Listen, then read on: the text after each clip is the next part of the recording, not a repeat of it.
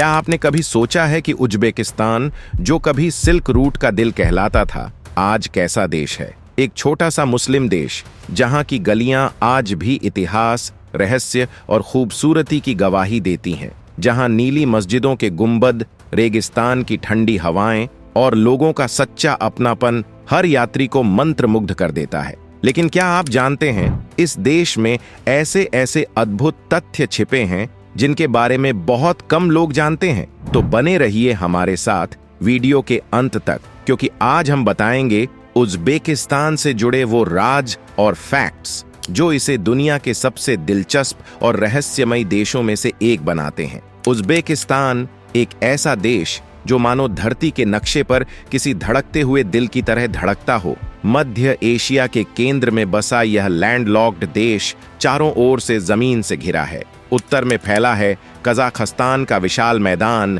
दक्षिण में अफगानिस्तान की रहस्यमयी सरहदें, पश्चिम में तुर्कमेनिस्तान के तपते रेगिस्तान और पूर्व में किर्गिस्तान व ताजिकिस्तान की बर्फीली चोटियां। यह वही इलाका है जहां एशिया की सभ्यताएं टकराती नहीं, बल्कि एक दूसरे में घुल मिलकर एक नई संस्कृति, एक नई पहचान जन्म देती है। उज्बेकिस्तान की धरती के भी दो चेहरे हैं। एक ओर किजिलकुम रेगिस्तान का सुनहरा समंदर, जहां हवा भी तपते सोने जैसी लगती है, और दूसरी ओर दूर क्षितिज पर फैली तियन शान पर्वत श्रृंखला, जिसकी बर्फ से लदी चोटियां बादलों से बातें करती हैं। इन दोनों के बीच के मैदानों में झूमती हैं रुई की सफेद लहरें, मानो धरती ने खुद पर किसी मुलायम चादर को ओढ़ लिया हो। वहीं इन मैदानों के नीचे सोया पड़ा है एक प्राचीन इतिहास, वो सभ्यताएं जो कभी यहाँ जन्मी और अब समय की रेत में दबी अपनी कहानी कह रही हैं। इस देश के दिल में बहती हैं दो अनंत नदियां, अमू दरिया और सिर दरिया, जिन्होंने इस सूखी जमीन को जीवन दिया। इन नदियों के किनारे आज भी सभ्यता की सांसें सुनी जा सकती हैं। उज्बेकिस्तान की मिट्टी सिर्फ जमीन नहीं, बल्कि इतिहास, संस्कृति और इंसानियत की खुशबू से भरी है। कभी यहाँ हुआ करता था दुनिया का चौथा सबसे बड़ा जलस्रोत, अराल सागर, लेकिन इंसान की लालच और गलत नीतियों ने इसे लगभग मिटा दिया। 1960 के दशक में सिंचाई के लिए पानी मोड़ने से यह सागर सूखने लगा और आज वहां बचा है सिर्फ नमक से भरा जहरीला रेगिस्तान। अराल सागर की यह त्रासदी दुनिया की सबसे भयानक पर्यावरणीय आपदाओं में गिनी जाती है। जहां कभी मछलियां तैरती थीं, आज वहां बस मौत की खामोशी सुनाई देती है। उज्बेकिस्तान का इतिहास उस रेत में दबी हुई किसी चमकती हुई दास्तान की तरह है, जिसे जितना खोदो उतनी नई कहानियां सामने आती हैं। कभी इसे कहा जाता था ट्रांसोनक्सियाना, दो महान नदियों अमू दरिया और सिर दरिया के बीच बसी भूमि। यही वो जगह थी जहां सभ्यता ने अपने सबसे सुनहरे अध्याय लिखे। यहीं से गुजरता था मशहूर रेशम मार्ग, वह जादुई रास्ता जो चीन को यूरोप से जोड़ता था। उस समय काफिलों की, ऊंटों की घंटियों की आवाज, मसालों की महक और व्यापारियों की चहल पहल इन हवाओं में घुली रहती थी। हर सुबह कोई नया यात्री आता और हर शाम एक नई कहानी जन्म लेती थी। समरकंद और बुखारा कभी सिर्फ शहर नहीं थे, वे उस दौर की सभ्यता की धड़कनें थे। यहाँ के बाजारों में रेशम की चमक, सोने की झिलमिलाहट और मसालों की महक एक साथ बहती थी। इन गलियों में हर भाषा अपनी कहानी कहती थी और हर पत्थर किसी न किसी साम्राज्य की गवाही देता था। यही वो पवित्र भूमि थी जहां ख्वारिज़मी जैसे महान विद्वान ने गणित को नई दिशा दी। यहाँ कवि, यात्री और वैज्ञानिक एक ही आसमान के नीचे ज्ञान और कल्पनाओं की बातें करते थे। और फिर इतिहास में गूंज उठा एक नाम, तैमूर लंग, वह योद्धा जिसने समरकंद को अपनी राजधानी बनाकर दुनिया को अपनी शक्ति का एहसास कराया। उसकी वजह से यह शहर न केवल साम्राज्य का केंद्र बना, बल्कि धरती का सबसे खूबसूरत और समृद्ध नगर भी बन गया। आज भी जब कोई समरकंद की तंग गलियों से गुजरता है, तो हवा में पुरानी सभ्यता की धड़कन महसूस होती है, मानो इतिहास अब भी वहीं ठहरा हो। और हर दीवार कानों में फुसफुसाकर कहती हो, यह वही धरती है जहां से दुनिया का रास्ता शुरू हुआ था। समरकंद, जिसे पूर्व का मोती कहा जाता है, अपनी खूबसूरती से इतना चमकता था कि कहा जाता था, अगर धरती पर स्वर्ग कहीं है तो वो समरकंद की नीली टाइलों में बसता है। यहाँ की धूप भी जब नीले गुंबदों से टकराती तो रोशनी किसी जादू की तरह चमक उठती थी। वहीं बुखारा इस्लामी शिक्षा का केंद्र था, जहाँ सैकड़ों मदरसे, पुस्तकालय और विद्वान ज्ञान की मशाल जलाए रखते थे। इनकी गलियां आज भी अतीत की आवाजों से गूंजती हैं,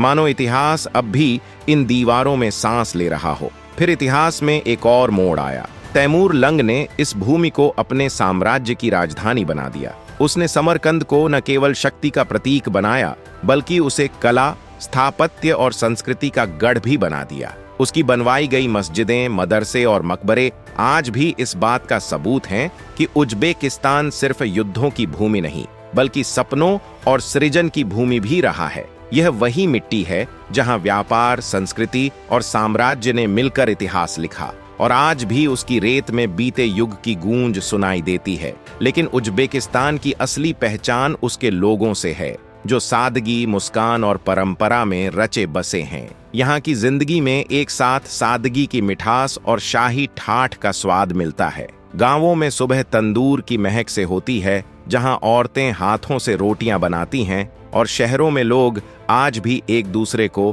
पुराने अंदाज में सलाम और मुस्कुराहट से दिन की शुरुआत करते हैं। यहाँ के पारंपरिक उज्बेक पहनावे रंगों से सजे होते हैं। महिलाएं लंबी रेशमी अटलास पोशाकें पहनती हैं, जिन पर पारंपरिक पैटर्न उकेरे होते हैं, जबकि पुरुष सिर पर डोप्पी नाम की चौकोनी टोपी पहनते हैं, जो न सिर्फ उनकी पहचान बल्कि गर्व और संस्कृति का प्रतीक भी है। अगर बात करें उज्बेकिस्तान के खान पान की, तो यहाँ की रसोई पूरे मध्य एशिया में सबसे समृद्ध मानी जाती है। इसका राष्ट्रीय व्यंजन है प्लोव, जो चावल, मांस, गाजर और मसालों से मिलकर तैयार किया जाता है। हर त्योहार, शादी या विशेष अवसर पर यह पकवान सम्मान के साथ परोसा जाता है। यहाँ एक कहावत मशहूर है, किसी उज्बेक की मेज पर बैठो तो भूखे उठने का सवाल ही नहीं। यहाँ रोटी को सिर्फ भोजन नहीं बल्कि सम्मान माना जाता है। अगर कभी रोटी जमीन पर गिर जाए तो उसे चूमा जाता है और ऊंचे स्थान पर रख दिया जाता है। वहीं चाय, जिसे छायना कहा जाता है, हर रिश्ते और हर बातचीत की शुरुआत होती है। खुशी हो या गम, उज्बेक लोग चाय के प्याले से अपने रिश्तों को गर्मजोशी देते हैं। यह देश सिर्फ स्वाद में नहीं बल्कि संगीत और नृत्य में भी उतना ही समृद्ध है। यहाँ डोयरा, ढोल जैसे वाद्य और रुबाब की मधुर धुनों पर पारंपरिक नृत्य किए जाते हैं, जिनमें हाथों की लचक और आंखों की भावनाएं मिलकर एक कहानी बुनती हैं। त्योहारों के समय पूरा इलाका रंगों, ढोल और गीतों से जीवंत हो उठता है। लेकिन उज्बेक संस्कृति की सबसे अनमोल पहचान है इसकी मेहमान नवाजी। यहाँ अजनबी को भी अल्लाह का मेहमान कहा जाता है। अगर कोई मेहमान घर आए तो पहले उसे बैठाया जाता है और मुस्कुराते हुए कहा जाता है, आपका आना हमारे घर की बरकत है। ये वही देश है जहाँ संस्कृति कोई पुरानी परंपरा नहीं बल्कि रोजमर्रा की जिंदगी का उत्सव है, जहां हर मुस्कान में इतिहास बोलता है और हर घर का दरवाजा हमेशा खुला रहता है। उज्बेकिस्तान की आत्मा गहराई से इस्लाम में रची बसी है। 8वीं शताब्दी में जब अरब व्यापारी और विद्वान यहाँ पहुंचे तो उन्होंने सिर्फ व्यापार ही नहीं बल्कि ज्ञान और विश्वास के बीज भी बोए। आज देश की अधिकांश आबादी मुस्लिम है और इस्लाम यहाँ के पहनावे, बोलचाल, संस्कृति और जीवन शैली में रचा बसा है। मगर यह इस्लाम थोड़ा अलग है। यह शांति, शिक्षा और कला का प्रतीक है। यह भूमि मस्जिदों और मदरसों की नगरी कही जाती है। समरकंद की बीबी खानम मस्जिद अपने विशाल गुंबदों और भव्यता के लिए मशहूर है, जबकि बुखारा का मिरे अरब मदरसा आज भी इस्लामी शिक्षा का एक प्रमुख केंद्र है। इन ऐतिहासिक इमारतों की दीवारों पर नीली टाइलों की अद्भुत नक्काशी है, जिन पर कुरान की आयतें फूलों और ज्यामितीय डिजाइनों के जरिए उकेरी गई हैं। जब सूरज की किरणें इन गुंबदों पर पड़ती हैं तो पूरा शहर नीली रोशनी में नहाया हुआ लगता है। उज्बेक स्थापत्य कला सिर्फ पत्थरों की बनावट नहीं बल्कि आस्था का अनुभव है, जहां हर मीनार और हर मेहराब इंसान और ईश्वर के बीच एक सेतु की तरह खड़ी है। यह देश यह सिखाता है कि धर्म सिर्फ उपासना नहीं बल्कि सौंदर्य और शांति की साधना भी हो सकता है। आज का आधुनिक उज्बेकिस्तान परंपरा और प्रगति का अद्भुत संगम है। राजधानी ताशकंद अब एक चमकदार महानगर में बदल चुकी है। चौड़ी सड़कें, शीशे के टावर, आधुनिक इमारतें और साथ ही पुराने बाजारों की खुशबू जो अब भी शहर की पहचान है। सोवियत युग के बाद इस देश ने तेजी से विकास किया है। आज इसकी अर्थव्यवस्था कपास, सोना, प्राकृतिक गैस और पर्यटन पर आधारित है और यह मध्य एशिया के सबसे तेजी से उभरते देशों में गिना जाता है। यहाँ के युवा अब आधुनिक शिक्षा, तकनीक और स्टार्टअप्स की ओर बढ़ रहे हैं। विश्वविद्यालयों में अंग्रेजी और विज्ञान की पढ़ाई को बढ़ावा दिया जा रहा है और इंटरनेट की नई लहर ने नई सोच और नए सपनों को उड़ान दी है। परंतु सबसे खास बात यह है कि आधुनिकता के इस दौर में भी उज्बेक लोग अपनी संस्कृति, परंपरा और आत्मीयता से जुड़े हुए हैं और यही उन्हें दुनिया से अलग बनाता है। पर्यटन अब उज्बेकिस्तान की नई पहचान बन रहा है। समरकंद, बुखारा और खीवा जैसे शहरों की दिलकश खूबसूरती अब पूरी दुनिया के यात्रियों को अपनी ओर खींच रही है। सरकार ने ई वीजा सिस्टम शुरू करके विदेशी पर्यटकों के लिए रास्ते आसान कर दिए हैं। आज का उज्बेकिस्तान फिर से उसी पुराने सिल्क रूट की तरह दुनिया को जोड़ रहा है। बस अब ऊंटों के काफिलों की जगह हवाई जहाज उड़ते हैं और सौदागर नहीं बल्कि सपनों के सौदागर नौजवान सफर करते हैं। कभी अराल सागर दुनिया की चौथी सबसे बड़ी झील हुआ करता था, लेकिन 1960 के दशक में सोवियत सरकार ने कपास की खेती के लिए इसकी नदियों का पानी मोड़ दिया और कुछ ही दशकों में यह विशाल सागर सूख गया। आज वहां सिर्फ रेत का समंदर और जंग खाए जहाजों का कब्रिस्तान बाकी है। दुनिया इसे द सी दैट डिसअपीयर्ड के नाम से जानती है। नासा की तस्वीरें दिखाती हैं कि इंसानी लालच ने कैसे प्रकृति की सांसें छीन लीं। उज्बेकिस्तान, जिसे व्हाइट गोल्ड नेशन कहा जाता है, की अर्थव्यवस्था कपास पर टिकी है। सरकार ने अब फोर्स्ड लेबर रोकने के कदम उठाए हैं। यहाँ की कपास सिर्फ फसल नहीं, बदलाव की कहानी है। त्रासदियों के बावजूद उज्बेक लोग जिंदा दिल हैं। उनका नवरूज फेस्टिवल वसंत में पूरे जोश से मनाया जाता है।